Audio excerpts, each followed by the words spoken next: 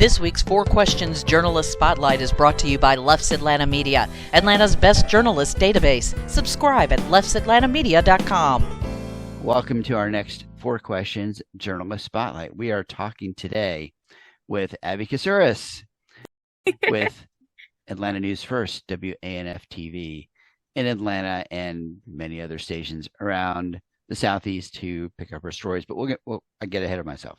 Okay. Yeah, sometimes I do that. I'll be like, wait, I got to talk about this first. So good morning, Abby. Good morning. It is a beautiful Thursday morning. The sun is shining. It feels like for the first time in a little while. So it's nice to be out here. Yeah. Yeah. And welcome to my van. I'm always here. So always traveling, always driving. That could be taken in different ways. Welcome to my van. Welcome to my van. It is like a very cozy little space. We make it very cozy. You have a little wine cooler. I do not have that. Never a wine cooler? You need to talk to the news director. If you're gonna be out in your van all day, you need a little wine cooler, maybe a little microwave, a couple of things to make things easier, right? There is a nice snack drawer. So there you go. Okay. We have a lot of popcorn and like some mixed nuts and trail mix, things like that. So yeah. Okay. As long as whoever's supposed to keep it stocked keeps it stocked, right? That's me. That'd be the worst thing. It's like you go open the snack drawer and like, oh God, the nightside crew emptied the snack drawer and didn't refill it, right? Yeah, that's so true. All right, Abby. So you are our statewide reporter at Atlanta News First. So I guess tell me first, what does that entail? And then I'm going to talk a little bit about your background, kind of what brought you to Atlanta News First. Yeah, it was really this job. I had never seen anything like it. I work as our statewide reporter, meaning I'm based out of Atlanta. I work here, turn stories for WANF, but also we have markets in every television. We have television stations in every market in Georgia. So WRDW in Augusta, WTOC in Savannah, WALB in Albany. We have WTVM in Columbus. We have CTV in Tallahassee. We have Fox Carolina in Greenville, Asheville, that market there, and they have some of North Georgia, and then just now WPGA in Macon. So when I turn stories, it airs here, but really all across the state. I'm impressed that you rattle all those off without. I don't know if you've got a prompter in front of you or not with a list of the stations. It's because I really enjoy getting to work with all of them, and it's really cool to build that relationship with all the stations and the news directors and some of their reporters as well. So what is your background? Where did you work before you got here? Yeah, so I graduated from UGA. Parents were really happy to know I got a job straight out of school in Macon. And that was my first job. I met some of my best friends who I still work with here at WANF. It's funny how we all ended up back at the same spot. I worked in Macon for 2 years as our Macon Bib Commission Beat reporter. I have a poli-sci and journalism double major, so getting to cover local politics was really interesting to me. I learned how to calculate millage rates and how to navigate that scene.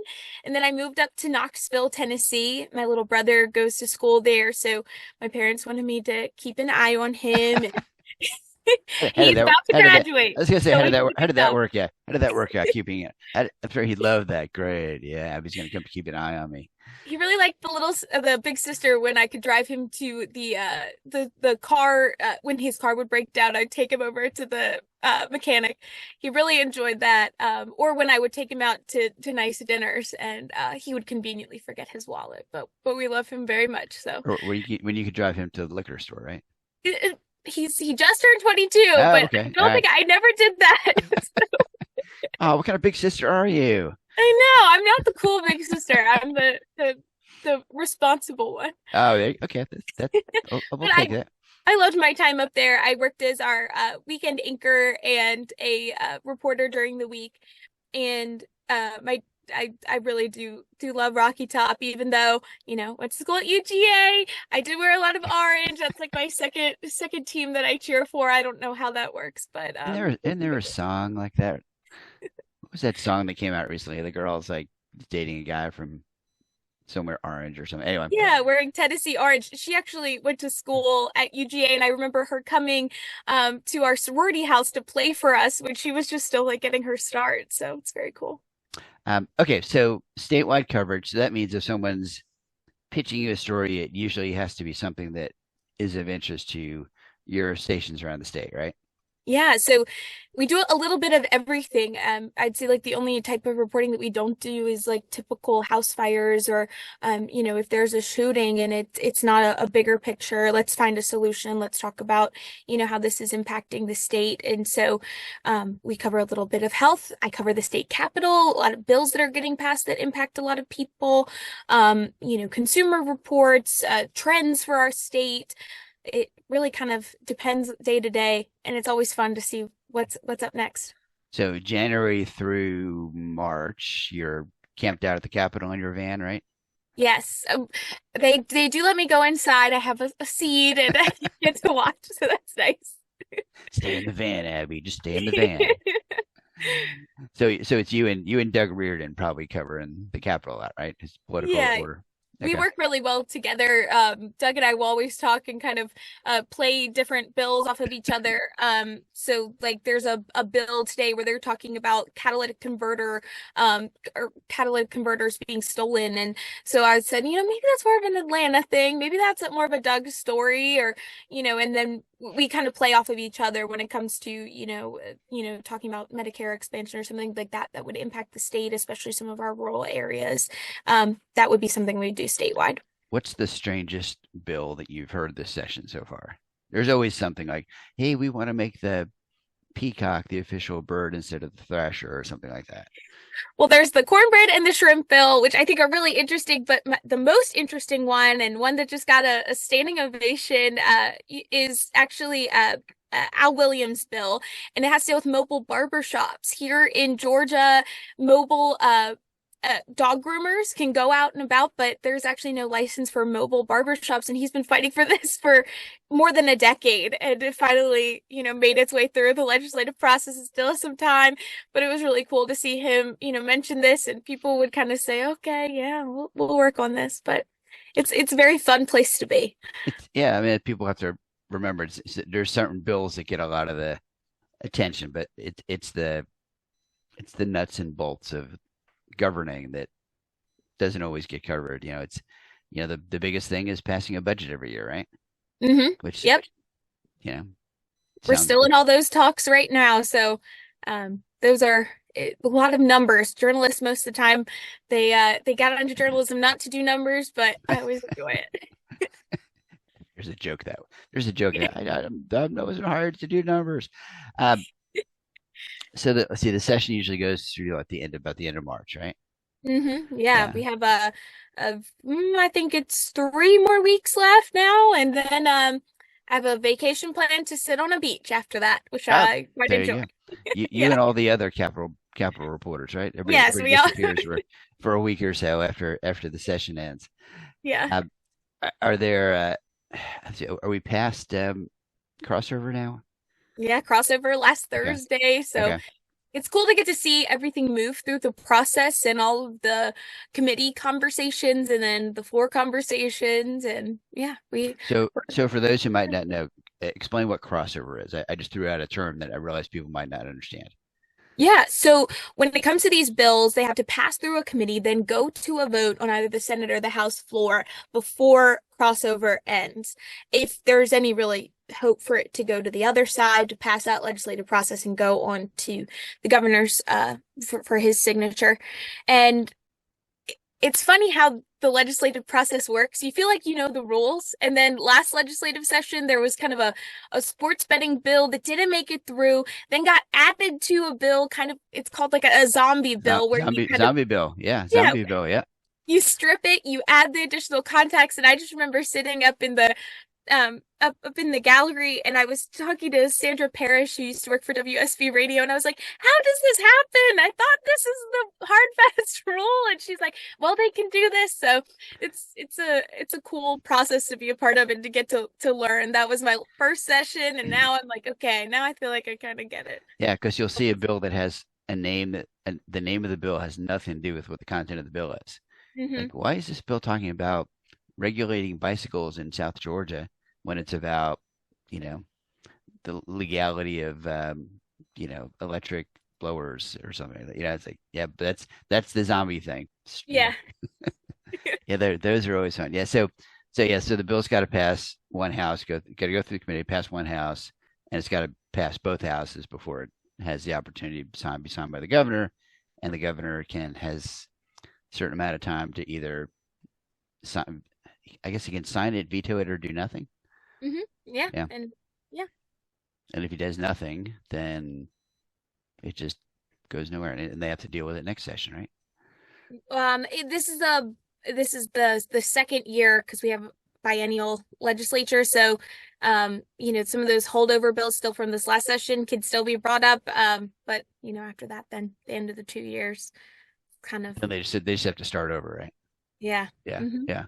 All right. So, what are some topics that you are looking at either in the legislative session or some other stories here and there? Because I know, the legislature has off days when you can probably do some other non-legislature stories here and there, right? So, are there some stories that you're looking at that you think I really want to get to this? I love getting to get out of the Capitol as much as I love being in the Capitol. And getting to go, I just did a story on the farmland bill, and I got to actually go out and hang out with a farmer, getting to, talk to the real people that the bills affect, especially on those Fridays when they aren't in session. Um, when it comes to bills that I'm looking at, I actually just met some really interesting acupuncturists who are advocating for not removing the licensing process where there's a certain amount of hours required for dry needling. And so I've been kind of immersing myself in that, doing some late night reading on some of the health concerns that they brought up. That's one that I'm kind of interested in. There's a bill that I just talked with somebody yesterday on, that would allow for people who suffer from mental illness to be able to self-appoint themselves to a list and not buy firearms. And I talked with a woman who's really passionate. She had a father who died by suicide, and she's kind of doing this for him so that other people in his position would be able to put themselves on that list. And there's another teacher bill today that would help give teachers school supplies. So I do a lot of education reporting because that's something that a lot of people across the state care about. Yeah, and one point all the stations had educational reporters, and now none of them do. So Yeah. it's an important beat that needs to be covered in some fashion. How about the film industry tax credit bill? Where's that one going? It passed through crossover. I haven't seen it come back up on any committee agendas for the other side yet because they're still kind of trying to tackle the appropriations bill with funding but once that gets done, which I would suspect by the end of this week, I think they're hopeful they'll get everything fleshed out with the budget. Then I would expect those bills are going to start coming up. But it seems like people are pretty on board. This bill kind of felt like a compromise, whereas, some people on one side were saying, oh, the film tax credit, we should scale it back or get rid of it altogether. But on the other side, they were saying this brings such an economic boom to our state, and we're afraid that a lot of that industry would move out. So this bill kind of felt, I would say from both sides, talking with them, that it was a compromise bill, and just required that different that there would be additional benefits added for those people to get the tax credit. But no cap on the tax credit overall, just kind of a little more guidelines and little road barriers to kind of keep more economic impact in Georgia, hire more crews, spend the money in Georgia, that kind of thing, right?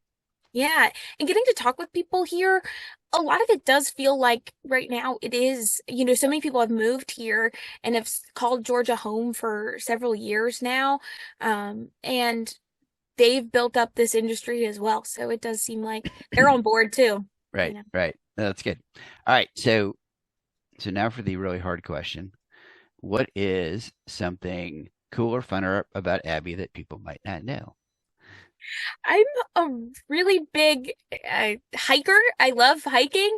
I'm sure people can probably find that out by some of my Facebook page. I'm kind of like that person who likes to be out in the dirt. Like as much as I'll put on a blazer and go to the state capitol, I like to be outside. I like getting to be out in nature. I get it, just the sunshine is always a good thing. Is there a favorite place you like to go hiking around Georgia? Yeah, I love the East Palisades Trail. It's not too far from where I live. You'll find me and my dog Maverick there a lot. So Very good. Okay, so this next series of questions, just short answers. Don't have to get too deep into it, but last book you've read or the last podcast you listened to. So I just finished a great book called It Ends With Us by Colleen Hoover. One of my friends, she's a meteorologist here. Her name's Courtney.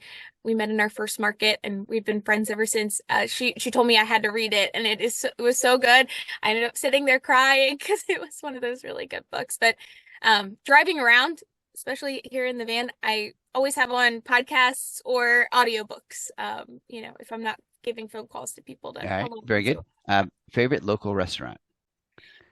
I just tried one called Mezza and I absolutely loved it. I love carbs. Give me all the pasta. And it was delicious. The woman who was our server, she dates the one of the owners, and he came over and was just so kind. Like it just felt like a really family friendly place. I really liked it. Is that off Piedmont? It's in Smyrna. In Smyrna. Okay. Maybe I'm thinking of a different one. It's a gold spatula winner, so big shout out to Adam Murphy. Anytime he does one of his golden spatula segments, I try to check it out if it's in my neck of the woods. There you go. All right, correct. Shout out to Adam. All right, so favorite guilty pleasure? Ooh. I'm a big foodie. I feel like just a big like a sushi snack sometimes. Like if I have a hard week, Friday night, order sushi in, and just watch some Bravo television show that's just shameless and it's just juicy. That's my guilty pleasure. Okay. Favorite non-work hobby? Favorite non-work hobby? Do we have a non-work hobby? Do I feel like it's mostly working, right? On the weekends, I like to go out and go on walks or go on hikes. I feel like it's funny how like when I'm 28, so you hit that point and then people are like, "What's your hobby?" And you're like, I was supposed to get a hobby in between now and in between college and now. Working too much. I don't have time for hobbies yet. Later. Yeah. And your family's got kind of an interesting business. I think you had mentioned something, and I think you mentioned on your Facebook page. Tell me about that a little bit, because I thought that was really cool. Yeah. So my dad, he owns a produce company. My family's Greek, so they came off came off of a boat. We're at the docks, was kind of like, I'll just be kind of this middleman between the restaurants and getting produce off of ships at the time. And he now connects with different restaurants, and so when I go back home to Baltimore, we always go to his restaurants. And I didn't know how expensive produce was until I became an adult and had to buy it for myself. But I would always call him and be like, "Hey, Dad, can you bring home some bananas and some strawberries?" And he would do it all the time. So I'm really proud of him, and it's really cool. This last Christmas, he needed some help, so our whole family came down and helped load the trucks, and it was really cool. That's cool. It's cool to have a family business like that. Yeah. Let's see. Anything else we haven't talked about? Let's see. I'm looking at my questions here. I think I asked all my questions. Anything about anything new at the station that we should talk about? And I know you guys have a new morning show a little bit. I know you're not on that, but that 9:30 show, I'll toss that in there. Atlanta ATO Live. Yeah, it's really cool to get to watch. I just saw Ellen Liston, who I used to work with up in Knoxville. She represents Dollywood, and she was just on the show, so it was really cool to get to see her. But they have so many cool segments with it's just really fun. I love getting to watch the lifestyle show, and then also the acquisition of WPGA, which will be our station down in Macon, which I'm super excited about because I still have friends that I talk to down there who are like, "Hey, can you cover this story?" And like 2 hours away, so sometimes I can't always get to it, but we'll have a reporter down there. And so I'm really excited to be able to officially say, like, we also have a Macon station. Or at least to add a piece to it. Like if you need, hey, I need, I'm doing this story here, but it'd be cool to have this little video or something from Macon to add in there. I know I'm jealous because they can get to go hang out at Dickey Farms in Muzella. It's one of my favorite places to hang out. They have peaches and strawberries and peach ice cream, and you just sit on your rocking chair eating your peach ice cream. It's the best. We gotta find some stories and get you out of Atlanta after the session, after you get back from your beach vacation, right? Yes, exactly. I'll be here, ready to report. All right, we've been talking with Abby Kousouris with Atlanta News First, WANF TV here in Atlanta, part of the Gray Television empire across the Southeast and across the nation. Thank you so much, Abby, for taking some time.